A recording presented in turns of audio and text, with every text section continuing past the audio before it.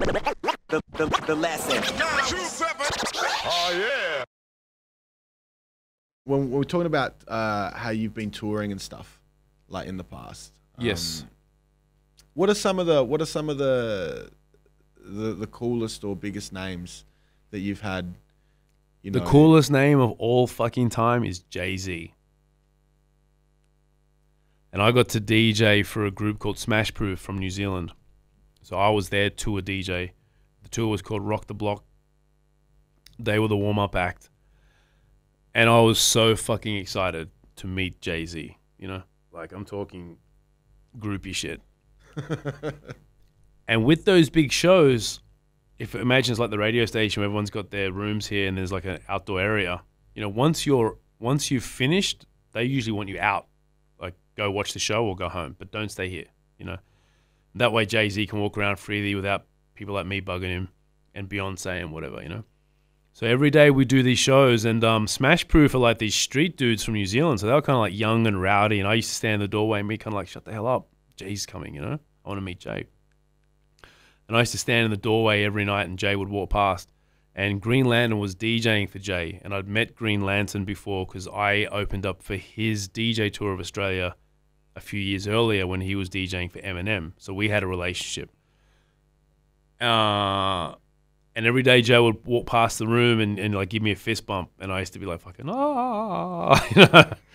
But that was super cool, man. That shit was dope. And like on all their, instead of having like Jay-Z on his door, you know, they'd have like a Batman image one night or Superman. Like they were just cool. Everything about them was fucking cool, you know. And that was when him and Beyonce, I think, it just kind of got together, and people didn't really know what was going on. And she would be walking around backstage and super friendly and say hello to everybody. And you know, I think it was just key that we stayed low key and didn't try and talk to anybody. Do you know what I mean? Like we were just there, like we had stuff to do. But yeah, man, that's one of my best tour highlights. That was crazy. Fuck, man, jigger. Actually, the funny story is, I haven't told a lot of people, is I wanted drops bad from Jay-Z, as you can imagine, you know. So what I used to do is I used to talk to the guards because they were his bodyguards, you know. He had one dude. And because, you know, when you're on a tour and they see you there for 4 or 5 days or shows, whatever, by the end of it, everyone's a lot more relaxed and pretty cool. So they're kind of like, yeah, we're going to do it. He'll do them for you. We're just having some drinks. Because they'd been on the road for like 3 months. It was like a world tour, and Australia was the last part. And I waited outside the door for like 2 or 3 hours, man, and I could hear him fucking partying. And then eventually the guy comes in and goes, yeah, doesn't feel like doing them now. Oh, man, I was so upset. I had a dream about it a few days later, and I woke up and I actually thought I had them. I remember running to my room to find them and was devastated when found I didn't have them. But yeah, that was the coolest shit. But you know, I've done a lot of cool tours, man. I've done a lot of stuff with Fatman Scoop. I did a song with Fatman Scoop for Blaze in 2010. We did a tour together called Winter Beats, which had T-Pain and Neo on it. And I think off memory, I don't know whether T-Pain was headlining it or Neo was headlining it or whether they were together. But Fatman Scoop would, you know, I'd DJ between all the acts, and then after Scoop had done his show, he would change and come out and just hype the mic while I DJ'd. And then because we had our song together, and I'd met Scoop just from doing shows with him in Australia before, so I've got a relationship with him, and we were fucking killing it. Do you know what I mean? And to be honest, I mean, anyone can kill it when you got Fatman Scoop doing his part, you know, but because we knew each other and we talk about what we're going to do, we were like ripping it every night. And then Neo would come out afterwards and perform Sexy Love, because that was the big record, but it was a very mellow record, and it wasn't the right record. What we did, having the fucking place heaving, and then Sexy Love clashed, you know what I mean? Yeah. So they cut that.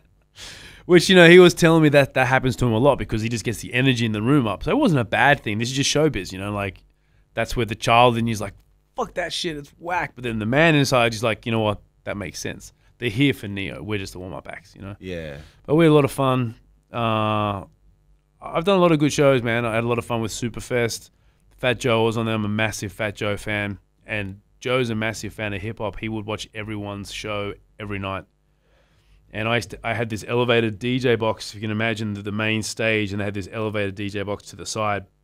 You had to walk up some steps, so sometimes the artists would come hang out with me and watch people. And I had this foot-operated CO2 cannon, so if I was doing something, I could stomp on it and would blow the smoke up, you know?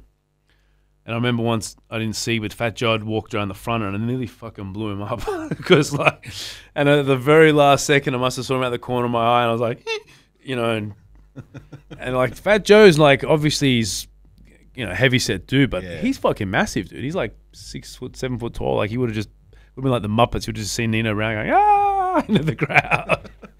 So it was cool, man. I had a good laugh with them. I've been very blessed, man. I've had a good career, and I've seen a lot of cool acts. I've seen artists throw dummy fits and, you know, get mad and throw tantrums. I've seen it all, bro. I've seen a lot of wild shit. Yeah, I can imagine, man.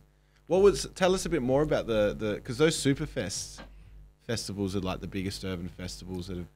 They were huge. They were saying it was the biggest urban festival in the world. I don't know if that's true or not, but it definitely had a lot of artists. And they were huge, man. In Perth and Sydney, Melbourne, they were getting, you know, 25, 30,000 people. And there would be like 200 of us on the road. Like we'd take up a whole plane. Shit would be nuts, you know. And thank God we used to fly Qantas because I'm like a Qantas Platinum flyer. Because that group check-in was a fucking nightmare, bro. It was like Lamington time at Long Bay Prison. Like it was no joke. I didn't want to be in that line, so I just stuck off and just check in on my own. Oh shit. Because it'd be like 150 people arriving at once, all trying to check in, and everyone's tour manager had the job to get their artist in first, and because I was the DJ, like it was, you know, no one was letting me cut in. But no, it was cool. That was a lot of fun. And I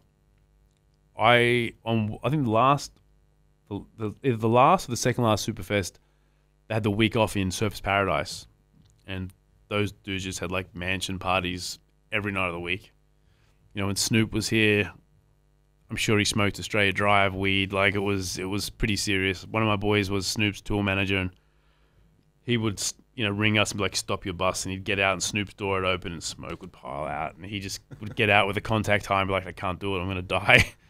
But no, it was funny, man. It was all pretty good, and it all ran. You know, logistically, the guys that put it on knew their shit, and it all happened, and it was a big deal, man. And even DJ wise, like it was a lot of work, and I used to go and talk to the DJ from every group because, you know, Fat Joe might come out and perform over a Dr. Dre beat or something. So I needed to know that, so I didn't actually play, I don't know, next episode before they came out and fucked their whole shit up. So, and some of these groups have been out before on their own, like Naughty by Nature. I toured with them the very first time they came out in like '99. So I've met them 2, 3, 4 times. I stay in touch with KG, and so we got to hang out and do a lot of cool shit, man. Like it was definitely an experience. Yeah, man. How's it traveling with those dudes? Because we interviewed Tretch when they were down here last time, and then briefly met him at the show. Seemed like real cool. Yeah, they're very down to earth, man. They've had a lot of success. I mean, some of those early '90s rap groups, they sold some serious albums, you know. And I think as you get older, if you're really cool and if you've really got money, you're secure. Yeah. So those guys sold a bunch of records. They own houses and property, and they're good. I think they really tour because they love doing it, and it probably gives them some spending money, you know. But they're super cool guys. I mean, Tretch is cool. He flips off the handle if he gets pissed at something. They had a scrap in Sydney. Something happened. I remember there was a story once where someone went to punch Tretch and he moved and got his tour manager. Like it was a lot of fun things going on, man. But yeah, Tretch is mad cool. I've never really bonded and hung out with Vinny too much, but he seems cool. When we did chat, he was always very cool. And KG's the homie, man. Like when I went to New York, he came, picked me up, took me over to Jersey, took us to some basketball games, like took us to his house, to his studio. So he's a really, really nice guy, man. Very down to earth. And you know, like they work with the Jacksons. You know, like they've done some big shit, heavy duty shit. And that's the thing, like we forget, but groups like them, Cypress Hill, they sold like 30 million albums or crazy numbers, you know, and they're just cool guys. I've met Cypress a couple of times. They're cool guys, like just cool. They love what they do. You can tell they are hip hop, you know. The lesson. 927. Oh yeah.